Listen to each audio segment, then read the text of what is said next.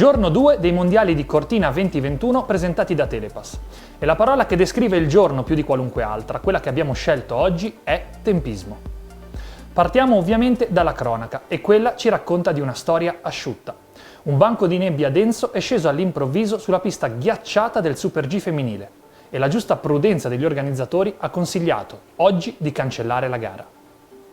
Uno scenario che si va a sommare al rinvio di ieri della combinata, sempre femminile, e che comprimerà il calendario di gare sempre di più nei restanti giorni dei nostri mondiali. Oltre alla cronaca, però, c'è molto altro e noi ci prendiamo lo spazio nel nostro diario per entrare nella narrativa di questa giornata.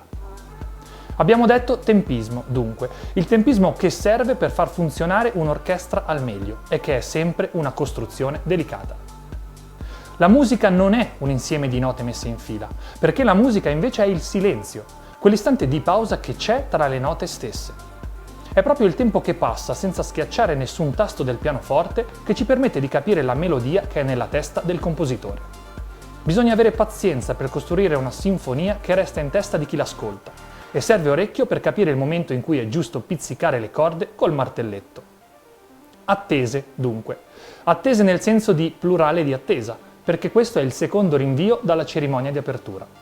Ma anche attese nel senso di lei attese, al punto di avere pure qualche dubbio. Marta Bassino, pettorale numero 1, azzurra tra le punte di diamante più attese di un mazzo di jolly italiano carico di aspettative e per l'appunto di attese.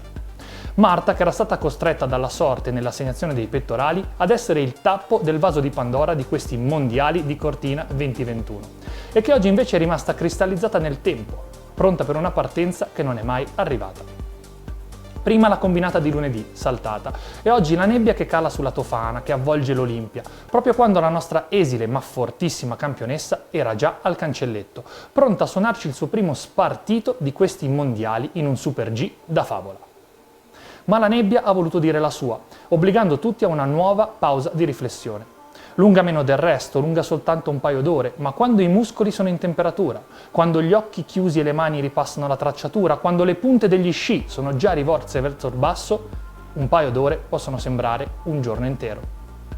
Tutti con il naso virtualmente all'insù, dai telefonini, dalle televisioni, dai divani e dai salotti, o con la finestra dello streaming aperta di nascosto sullo schermo delle postazioni di lavoro di milioni di italiani. Tutti uniti nell'attesa che diventa un respiro condiviso, dita incrociate e cuore che batte, perché il momento di stappare i mondiali finalmente arrivasse. Se la pazienza è la virtù dei forti e la partecipazione è quella dei tifosi, allora la tenacia è la virtù degli organizzatori. Alle 13:40, 40 minuti dopo la partenza prevista e ritardata dal banco di nebbia birichino, ecco la notizia. Abbassiamo lo start. Gara più corta magari, ma gara sarà. Non è bastata però neppure la tenacia contro il volere della montagna ed è forse anche per questo che lo sci è lo sport più bello di tutti. Perché con la natura lo sci deve fare i conti. Nuovo tentativo programmato per le 14:30 e nuovo definitivo rinvio. Anche oggi si ripongono gli sci e si riscende portandoli in spalla. Non si può rinchiudere in una palestra che si costruirebbe con facilità ovunque la bellezza di una discesa sulla neve.